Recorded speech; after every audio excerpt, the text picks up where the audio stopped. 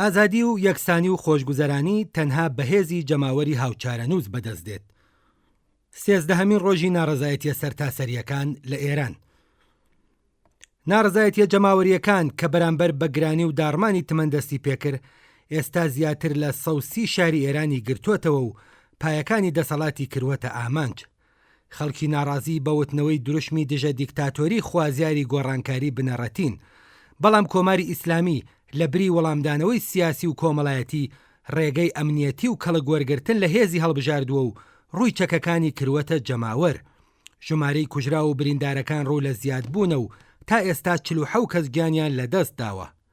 هەروەها نزیکەی 2000 کەسیش دەستگیر کراون. ئەم دەسەڵاتە کە نەیتوانی داخوازیە ئابوووریەکانی خەڵک دابین بکات، وەک هەمیشە پەنای بروەتە بەر سیاسەتی بەکارهێنانی هێزی سەرکوت.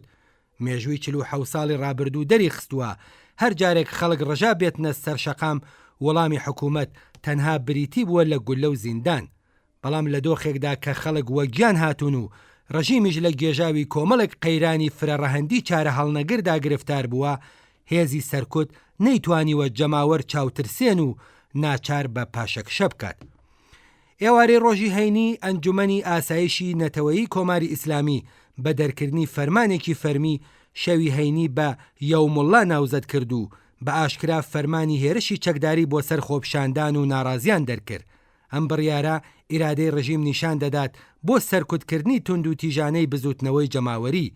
هاوکات لەگەڵ ئەم فەرمانە ئینتەرنێت لە سەرانسەری وڵات بە تەواوی پچڕا. ئەم ڕێوشوێنە دەستڕاگەیشتن بە هەواڵ و زانیاری سەبارەت بە دۆخی شارە جۆرا و جۆرەکانی بە شێوەیەکی جددی پەک خست و تەنانە دوای کرد لە دەرەوەی ئێرانیش دەستیان بە ماڵپەڕ و سەرچاوە ناوخۆیەکان نەگات. بڕینی ئینتەرنێت ئامرازێکە بۆ شاردنەوەی تاوانەکان و ڕێگریکردن لە خۆڕێخستنی جەماوەر. ڕۆژی هەینی 19 بەفرامبار خامنەیی ڕێبەری کۆماری ئیسلامی ناڕازیانی بە کۆمەڵێک تێکدەر و ئاژاوە گێڕوەسف کرد. هەرچەند ئەم قسانە تازەنین، بەڵام دووبارە جەخکردنەوەیان ئەوە دەرەخات کە ڕژیم نایەوێت لە بەرامبەر شەپۆلی ناڕزایەتیەکاندا پاشەکشە بکات. خامنەی و بەرپرسانی دیکەی ڕژیم زۆر باشەزانن کە ناڕزایەتیەکان ڕنگدانەوەی قەیرانگەلێکی خوڵ و ناڕزایەتی کەڵەکەبووی ئابووری کۆمەڵایەتی و سیاسین. بەڵام بەگەڕانەوەی ئەم ناڕزایەتیانە بۆ هۆکارە دەرەکیەکان دەیانەوێت ڕێگە بۆ سەرکوتی تونند و تیژ و بێبەزەیانەی خۆش بکەن. ئەمە هەمان ئەو چیرۆکەیە کە لە ساڵەکانی 1970، 96، 98 و 401دا گەلێک جار بە گوێمان کەوت و هەر جارێکیش کوشتاری خەڵکی بێدیفاعی بەدواوە بوو. لە هەلومەرجێکدا کە کۆماری ئیسلامی شمشێری لە دژی خەڵکی ناڕازی لە کاڵان دەرهێناوە، مانگرتنی گشتی کرێکارانی بەشەسەرەکی ئابوووریەکانی حکوومەت لەوانە پیشەسازیەکانی نەوت و پێترۆشیمی هاوکات لەگەڵ مانگرتنی کرێکارانی بەشی خزمەتگوزاری شارەوانی، شۆفێرانی بار هەڵگر و کاسبکارانی بازار و هەتت دەتوانێت هەنگاو بە هەنگاو هێزی سەرکوتگەری ڕژیم لە کار بخات. دەربڕینی ناڕزایەتی لەسەر شەقامەکان یەکێکە لە شێوازەکانی ناڕزایەتی، بەڵام ئەم شێوە ناڕزایەتیە تەنها کاتێک دەتوانێت هێزی سەرکوتگەری ڕژیم بێکاریگەر بکات کە لە ئاستێکی زۆر بەرین و میلیۆنیدا ڕوو بدات. مانگرتنی گشتی و ناوە نەک هەربوونی جەماوەر لەسەر شەقامەکان ڕەت ناکاتەوە، بەڵکو بە باشترکردنی هاوسەنگی هێز لە بەرژەوەندی جەماوەر ڕێگە بۆ دەست بەسەرداگرتنی شەقامەکان و ڕاپەڕین و گورزی کۆتایی خۆش دەکات. ئەزمموی مێژووی دەری خستووەکە کاتێک چرخی ئابووری دەوەستێت، حکوومەتەکان ناچار دەبن پاشەکشە بکەن. لەم نێوەندەدا مرۆڤ ناتوانێت بە سادەیی چاوپۆشی لێ دیاردەیەکی نامۆ بە ڕۆحی خەباتی مافخوازانەی جەماوەر نەکات. کاناڵە تەلەڤیزیۆنیە فارسی زمانەکان بە شێوەیەکی چڕوپڕ دەستیان کردووە بە پروپاگەندە بۆ ڕەزا پەهلەوی کوڕی شای پێشوو و دەیانەوێت وانیشان بدەن کە گۆیا ئەم کەسە ڕێبەرایەتی ناڕزایەتیەکانی بەدەستەوەیە. ئیدعایەکی لەم شێوەیە کەمترین ڕنگوبوونی واقعیەتی پێوە نییە. ئەم کەسە جگە لە هەندێک لایەنگر لە ناوخۆی وڵات خاوەنی هیچ پێگەیەکی کۆمەڵایەتی نییە.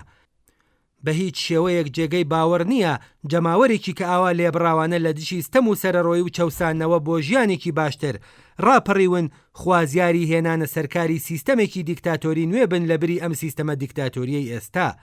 لە ئەزمموی کۆمەڵانی خەڵکی ئێراندا هەم دەسەڵاتی ستەمکاری مەزهەبی و هەم پاشایەتی بە تێچووی ڕەنج و ئازار و قوربانیدانێکی زۆر تاقی کراونەتەوە.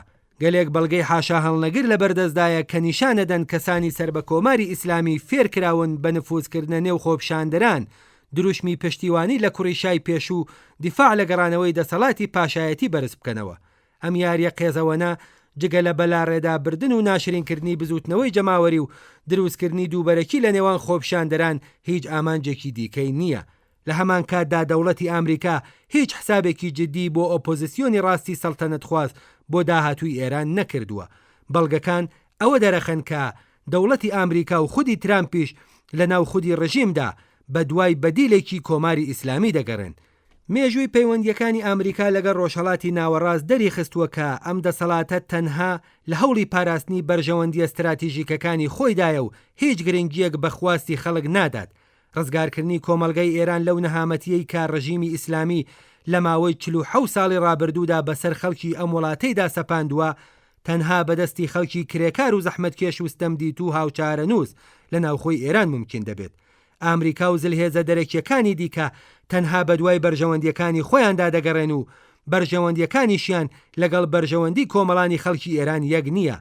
دەستێوەردانەکانی ئامریکا لە هیچ شوێنێکی جیهان ئازادی و ئەمنیەت و خۆشگوزەرانی بۆ خەڵک لێ نەکەوتۆتەوە.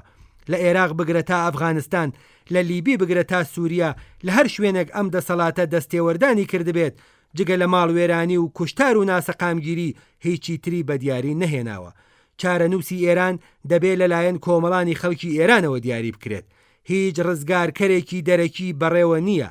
تەنها یەکڕیزی هاوپشتی و خۆراگری خڕێکخراوی جەماوەری خەڵکی ئێران ئەتوانێت ئەم وڵاتە لە چنگی دیکتاتۆریەت ڕزگار بکات و داهاتوێکی لەسەر بنەمای ئازادی و یەکسانی و خۆشگوزەرانی بۆ هەمووان دابین بکات.